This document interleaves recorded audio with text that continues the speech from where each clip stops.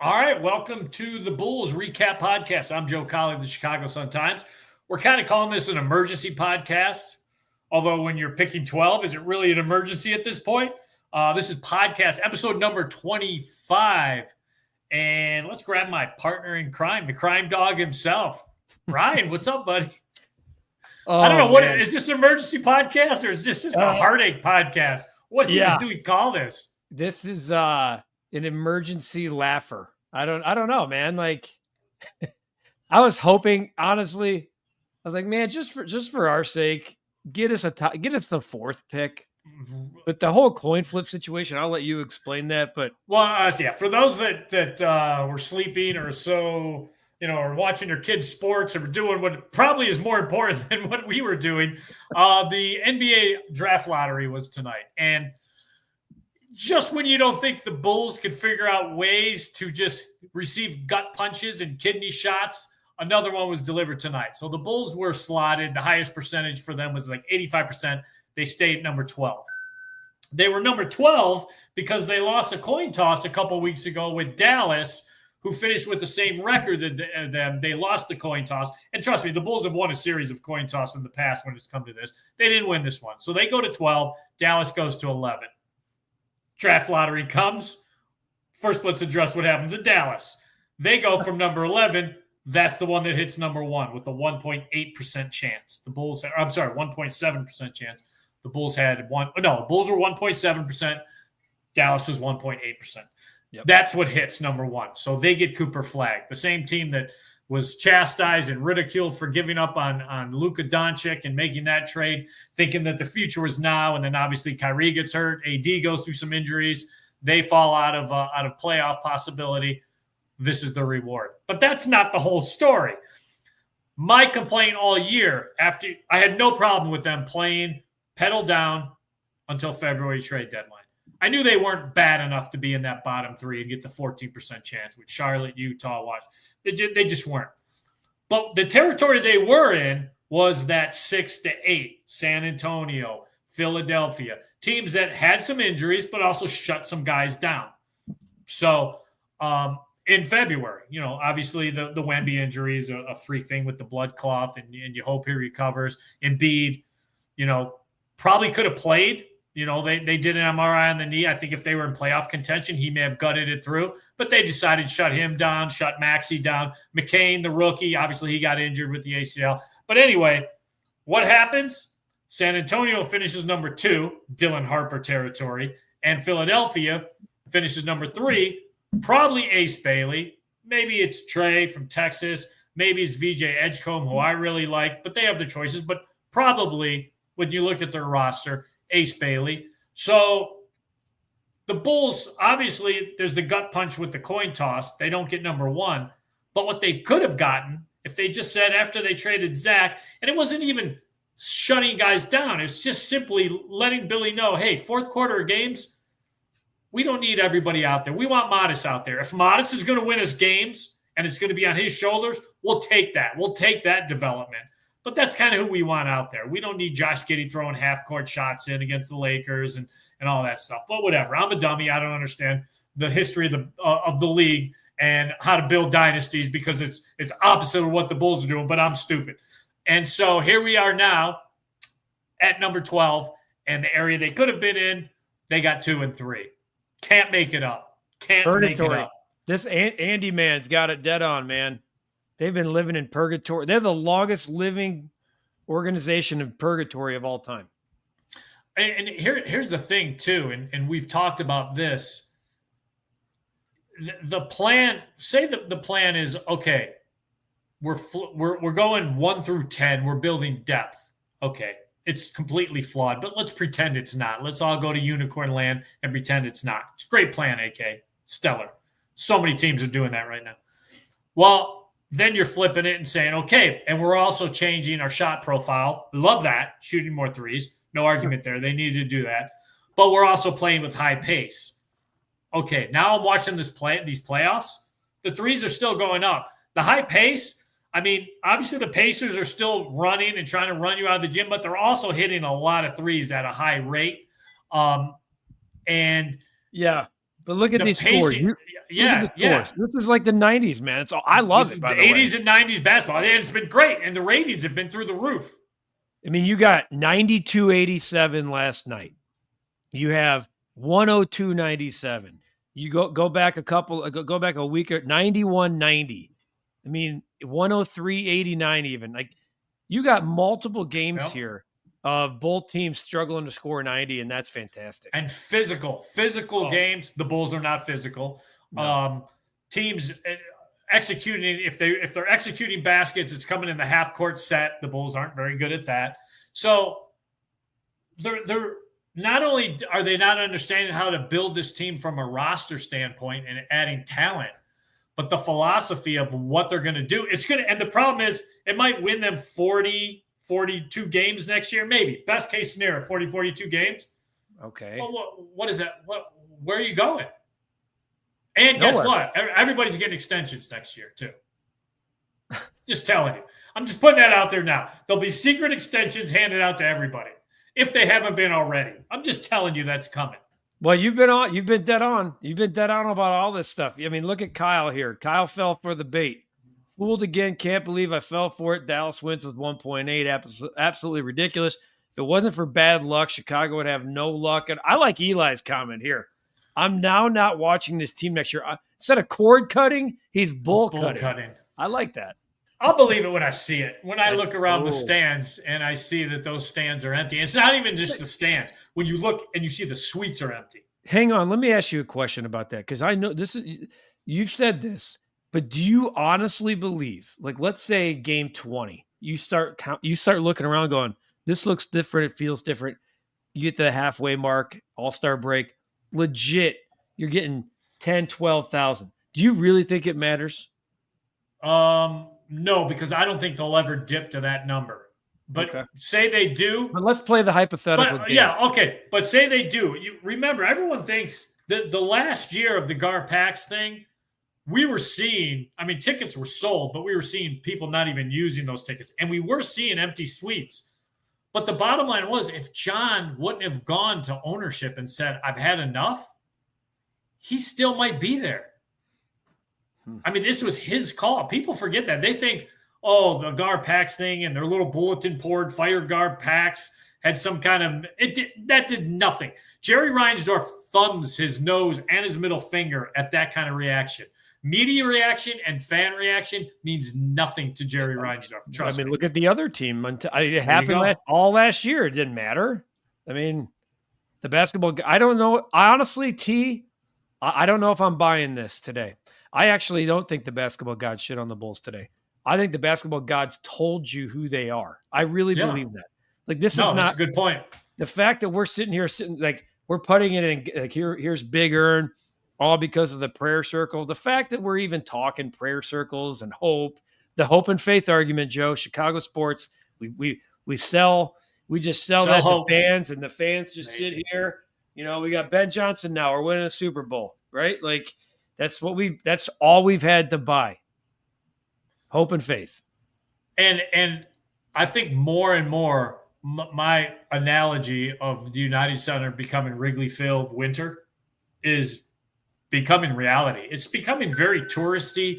It's becoming I mean, you always saw people in the atrium where the Jordan statue is, or when it was outside before they moved into the atrium when it was in front.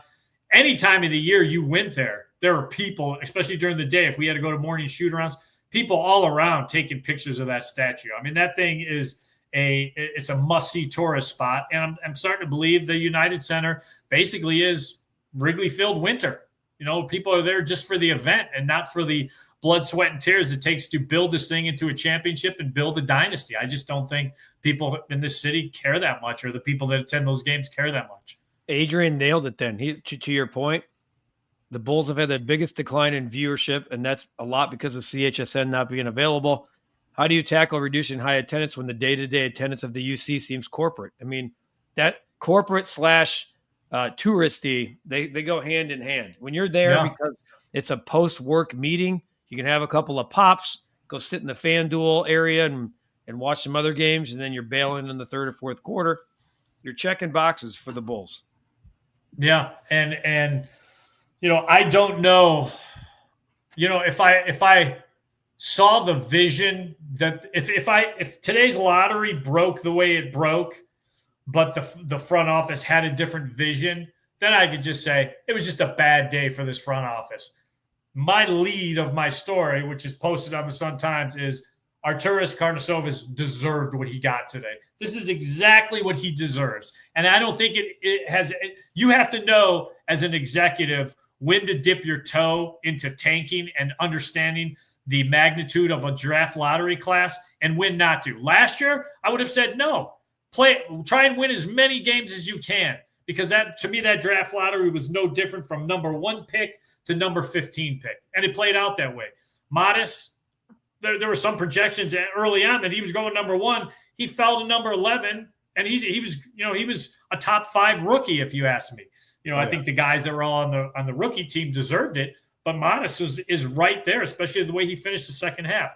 But this draft class and next year's draft class, I mean, there are franchise changers in there, and teams understand that. And people are like, ha, ha, ha, Washington, Charlotte, Utah, your little tanking thing didn't work. Guess what? Washington, Charlotte, Utah are going to be right back in tanking next year because they're going to understand what the 26 class. They're going to do exactly what Philly did to get Embiid. They're going to do exactly what Detroit did, mess around, fall out. Sometimes you don't get there. You hit 4 or 5. Eventually you hit number 1. You get a Cade Cunningham. Who would you rather beat tonight, Detroit or the Bulls? It's not even close. It's literally not close. I mean, you guys are sitting here throwing out, sell the team.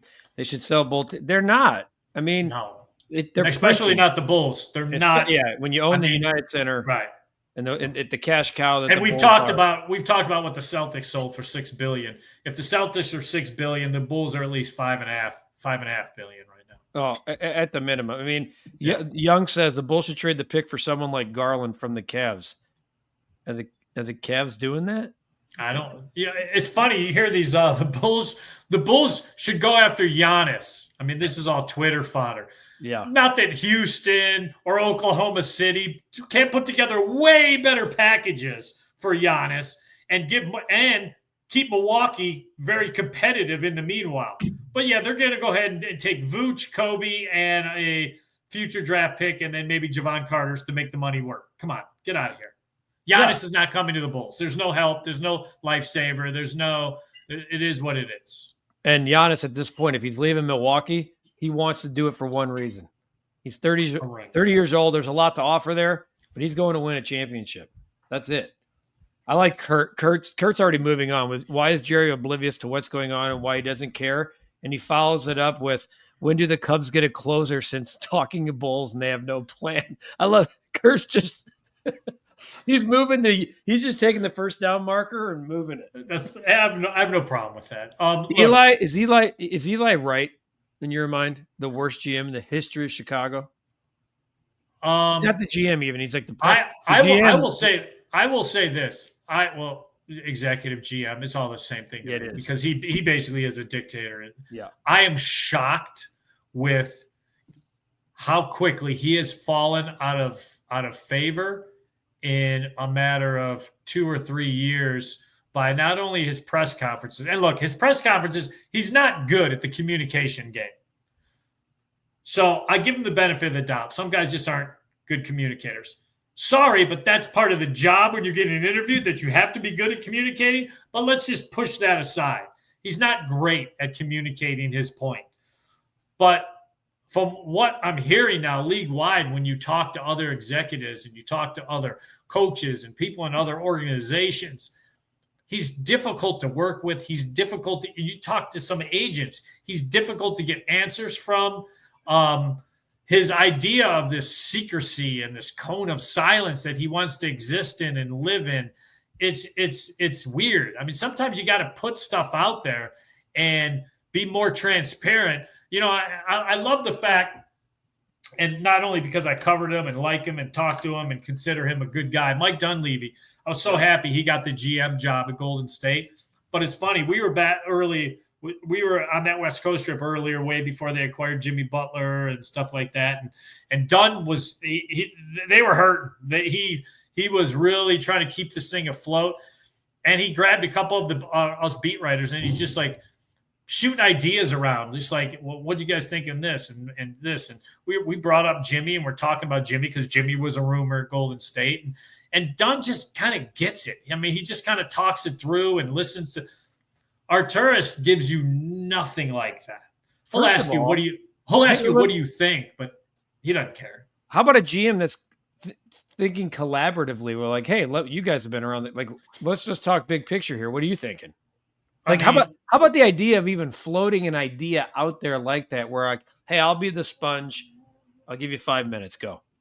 Yeah, and it's with people that covered him and he trusts and covered Jimmy, and obviously I think Dunleavy knows I still talk to Jimmy and am close to Jimmy, and just had a text chat with him the other day, and so it's good to see a guy who's not afraid to humble himself and say, well, this idea is bouncing out here. This idea is bouncing out here. What do you guys think? Instead of one who thinks he has all the answers, and he really has none.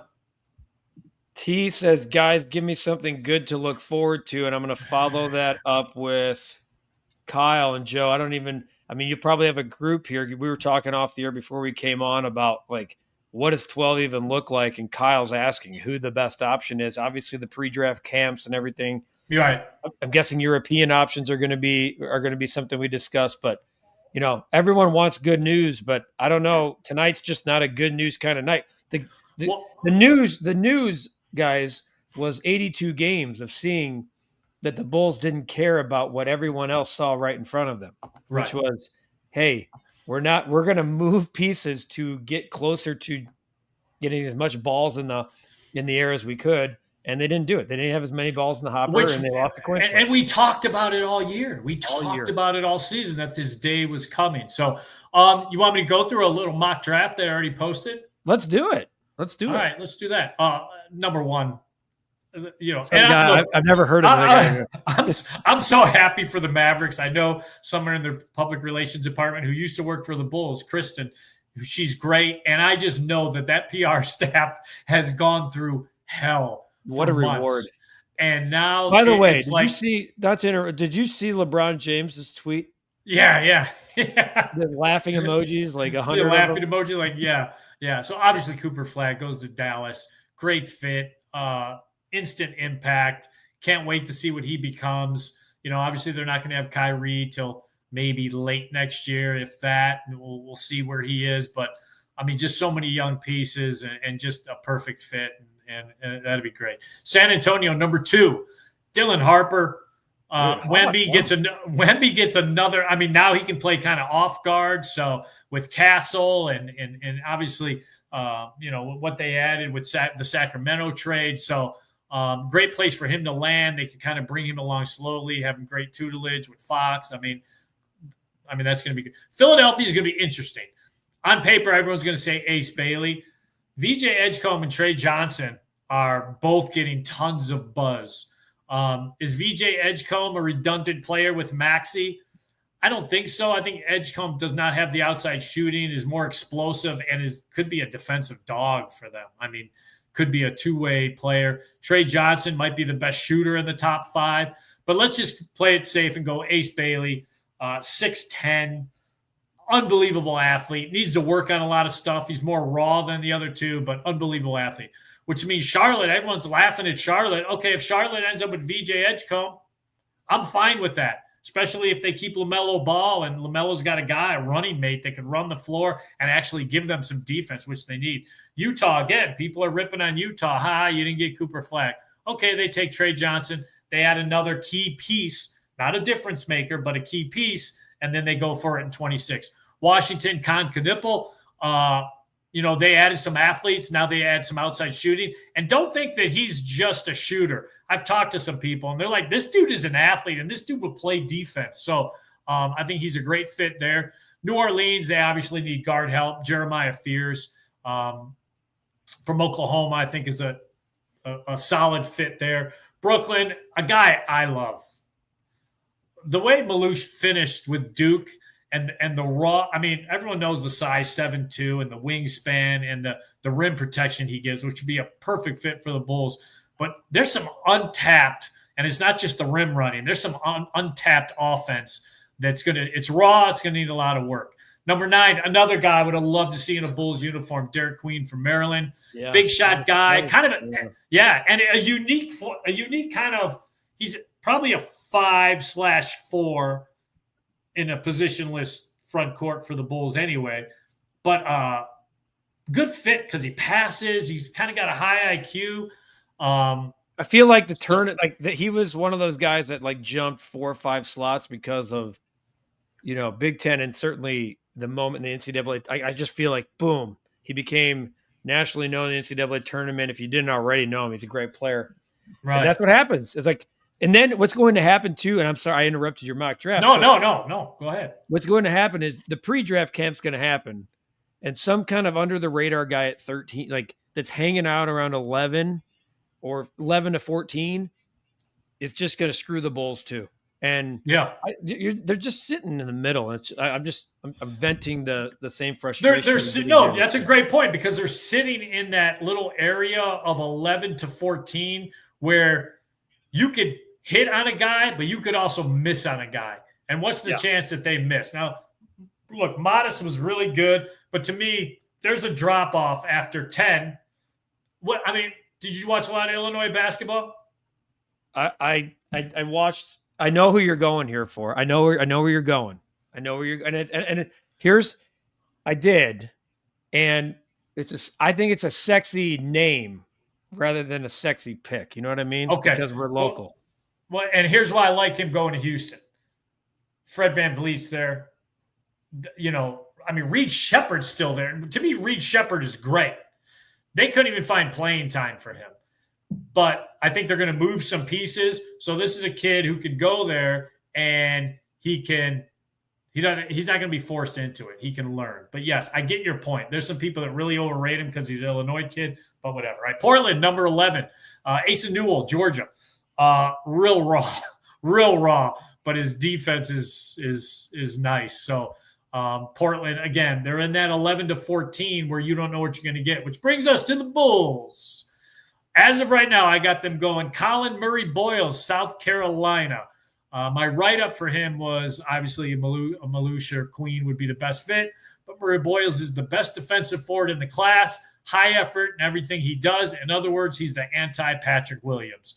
I think they need to add a true defensive presence in the front court, a high-effort guy, and another guy that's going to either tell Patrick Williams, I'm here to humble you, or I'm here to light something underneath your ass.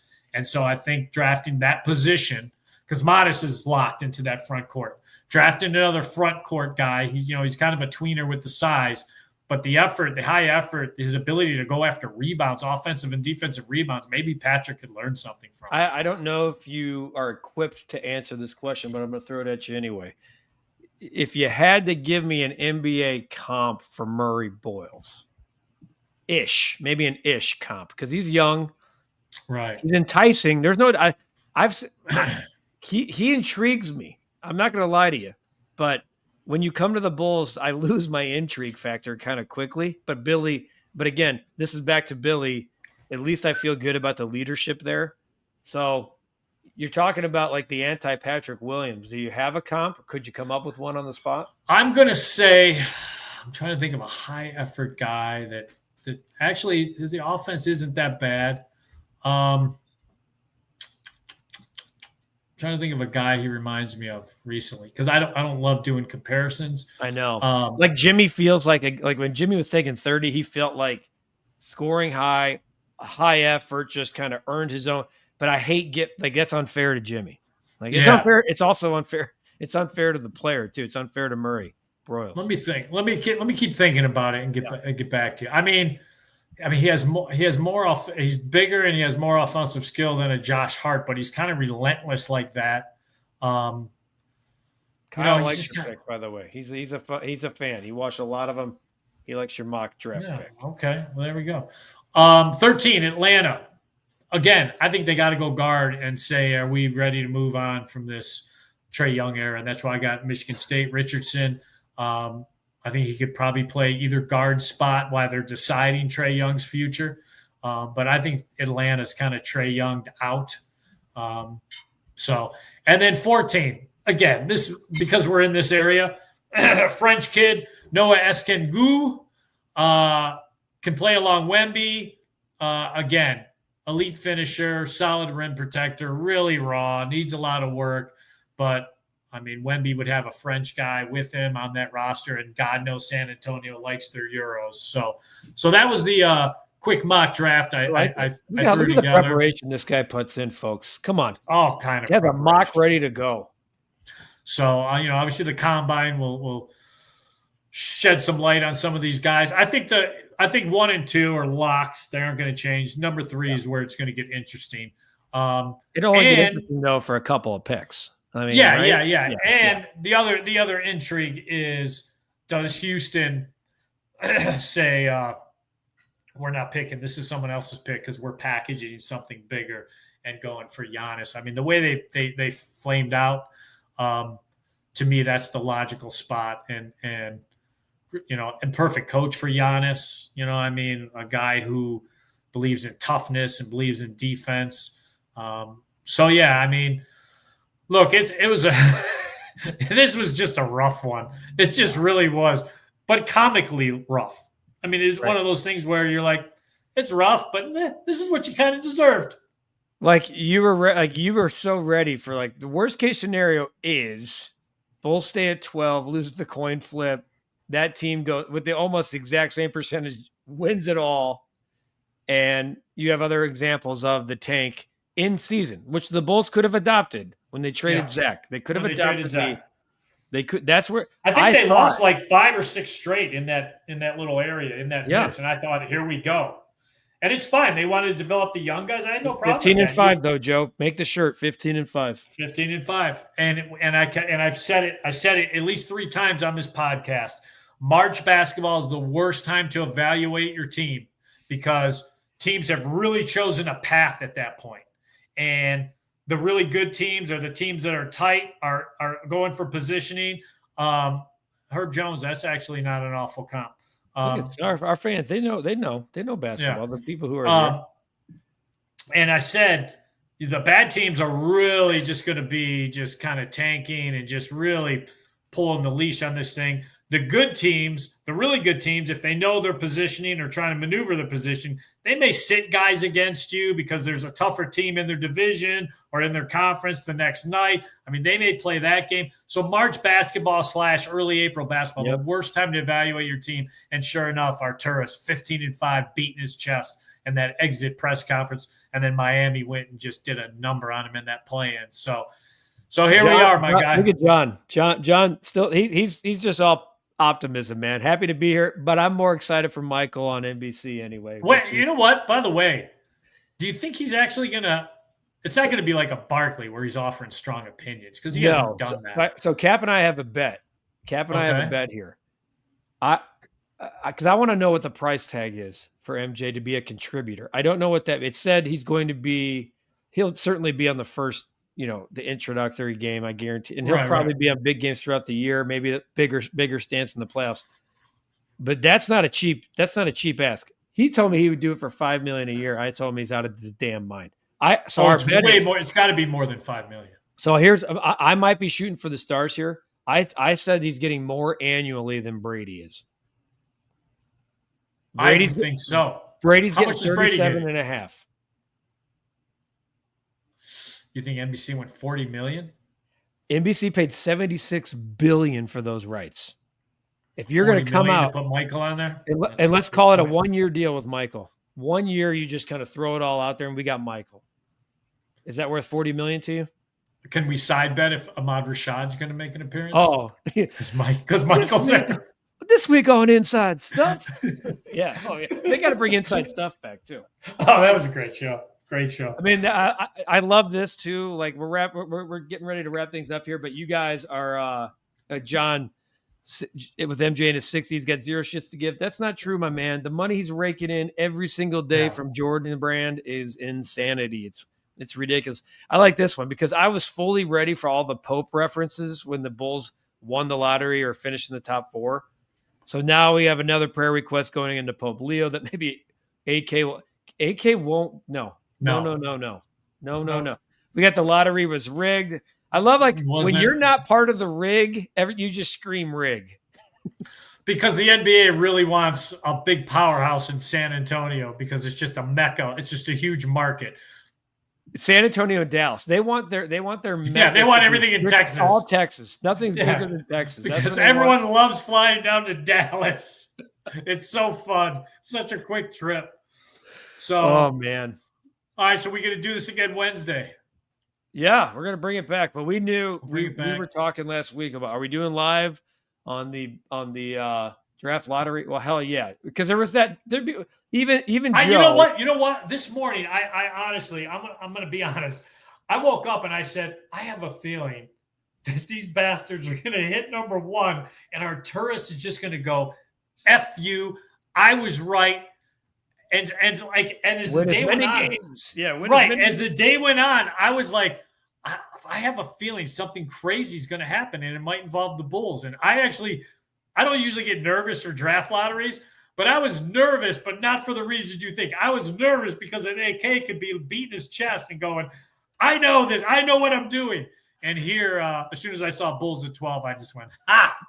Yeah, it was funny. I was at my daughter's softball game, and it was like 6-12. I was like, oh, shit. Because I had that same nervousness, like, well, I have a feeling like something weird's going to happen. It's going to involve I had the exact same feeling. Yeah. I didn't have the number one feeling. I did say on the lunch show this afternoon that I was like, the Bulls are picking 12th. I'm going to say it.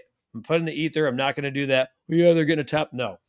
But I still had that, like, right before kickoff butterfly feeling where I'm like, it'd be good for the channel. It'd be good for the podcast. It'd be good for everybody. It'd be great for everybody. No doubt about it. Great for everybody. I mean, look, I could even show you this. This happened. My son pulled one of those babies. Look at that. I love it. We're ready to look at that. You were ready. A gold flag. 44 of 50 made. I mean, I appreciate the commitment. I'm a card guy. We're already in the sleeve as we should be immediately. Oh, you were ready. You were so ready to unveil that right out of the gate if the Bulls picked. I was going to hold it up and say, this is just in the last couple of weeks, the signs of Cooper Flag coming to Chicago. And this was it. But you're all pointing out that card. But then the reality of AK settled in and just kicks you in the nuts. Yep. Right there. And we're all moving to Dallas. Naked on the street, ready to be kicked. Yeah. So good stuff. That's it. All right, brother. Thanks for doing this and jumping in with me. Always. Oh, I got next. Until next week. Until Wednesday, I got next.